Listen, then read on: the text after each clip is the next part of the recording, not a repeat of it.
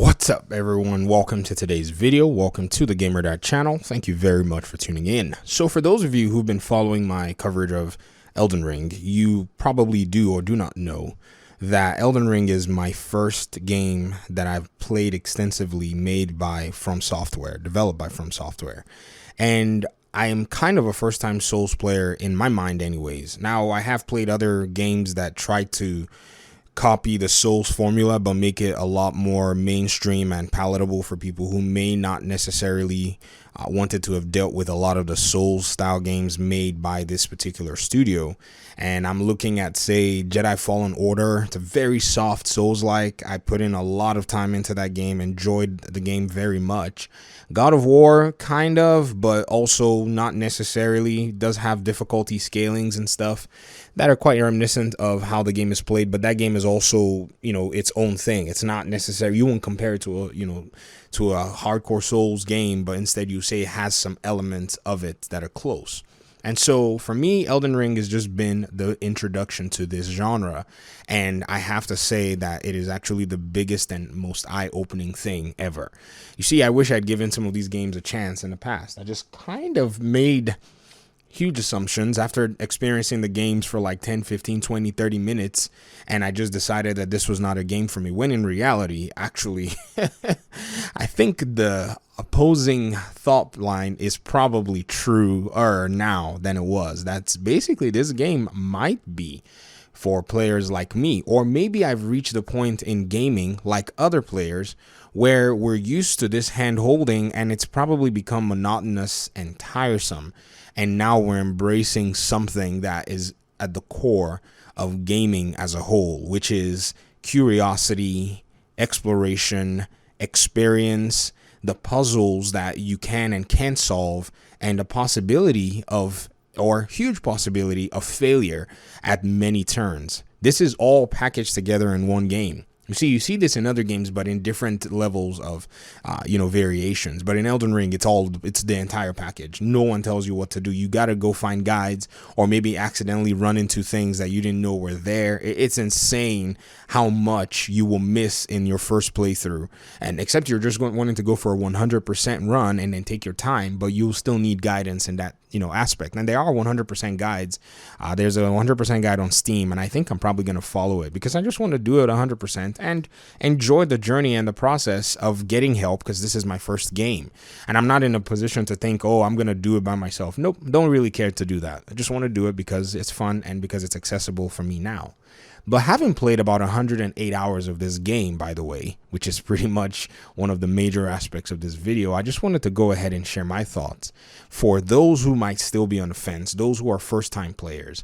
And if you've been watching, you've probably seen my 20-hour reaction. I'm probably certain that a lot of my views may have changed by then, or maybe not. Maybe they've been reinforced by what I perceived in that first few hours.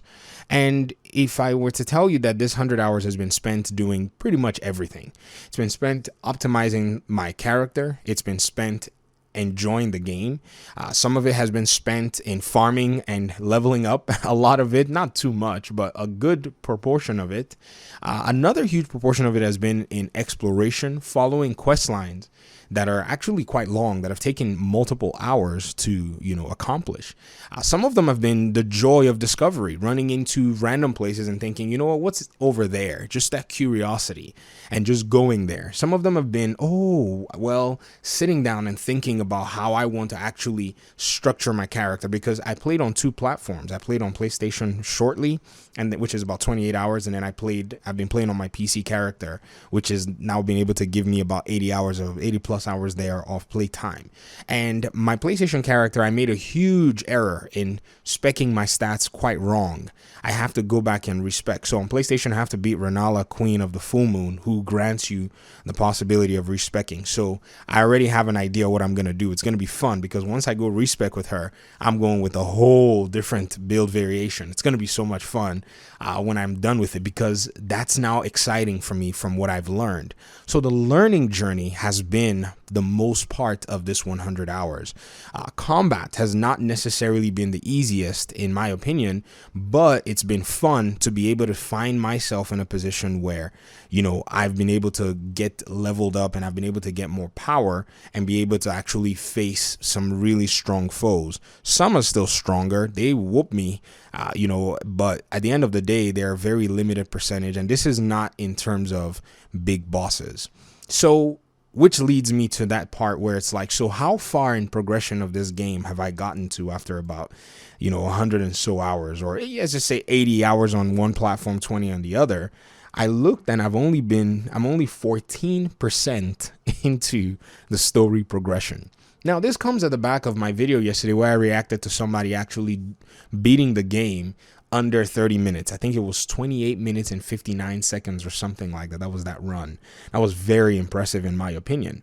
And for me to come back and look at my progress and the game tells me, oh yeah, you only have about 14% of, the progression, it made me laugh because I thought to myself, I cannot believe this enjoyable experience can still extend even further because the game provides so much of that for you to be able to do and deal with.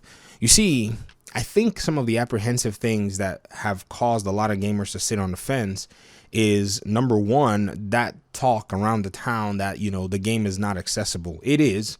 You just have to be humble enough to say, I'm going to need help in some circumstances. There are many, many ways to overcome obstacles in this game. In fact, so many ways that sometimes the game actually gives you NPCs that you can summon to help you go into all kinds of different encounters. Like, even if you don't know what to do, you can walk into, a boss fight, and right in front of that boss fight, if you're actually using the right items, you can see summon signs, and those summon signs actually allow for you to summon friendly NPCs that can go in to fight that enemy with you. So if the combat has been a problem for you, then you need to take advantage of those things. There are other ways as well. You can go in to specific spots, farm runes, increase your character's strength, increase your character's vigor, which is basically their health, increase, your healing capabilities, or whatever it is you're actually dealing with, or increase the magic, powers that you have, increase their power levels, and go back to those encounters, and you will feel strong and satisfied. It doesn't matter. The fact that failure happened in the first place is all you need to drive you to go and, find ways to get better, find ways to get stronger. And this is what you're going to come back with. So right now, my entire play experience is kicking butt and taking names.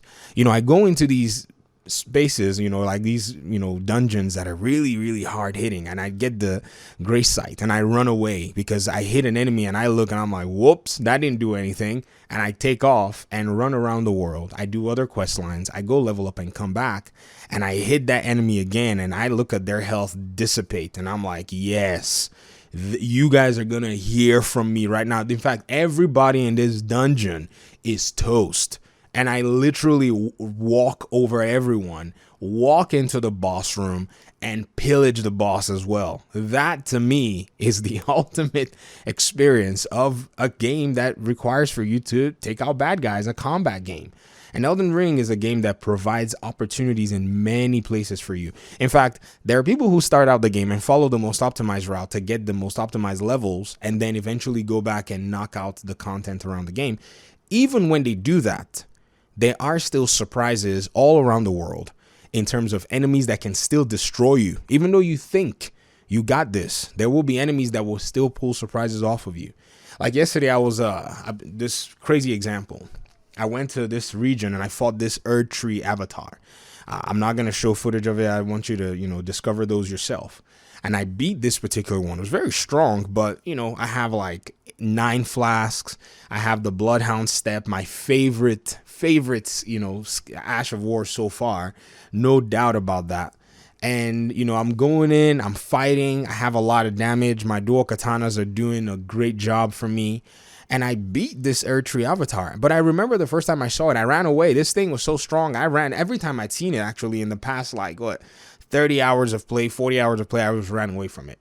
I came back and I beat this thing one try. No melting, nothing. Just nuked it. Now, it wasn't the cleanest fight, don't get me wrong. I wasn't even concerned about the damage it was dealing. Like I said, I fortified my player in all of this time. So I thought about it. I said, there's another Erd Tree avatar in another region. Why don't I go out there and knock that one out too? Bruh, that thing destroyed me in a very short period of time, even with all of the work I've been doing. So that gave me this notification, and I put that note down saying, you have to go find a way to figure out how to deal with this boss, because within this Erdtree avatar, even though there are two similar NPC types, one of them had a really interesting surprise pouch at the back pocket, and they threw it in my face. And this is Elden Ring. You continue to get these surprises every single time you get into the game.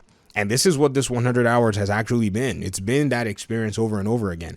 In fact, what had happened is, thankfully, I was able to play on multiple characters. I mean, even if I didn't play on 2 platforms, I would have still played on multiple characters to kind of get a sense for what's going on. In playing on multiple characters, I was able to learn the mistakes not to make quickly. I was able to also kind of figure out what was important and what wasn't important in my setup in terms of my build.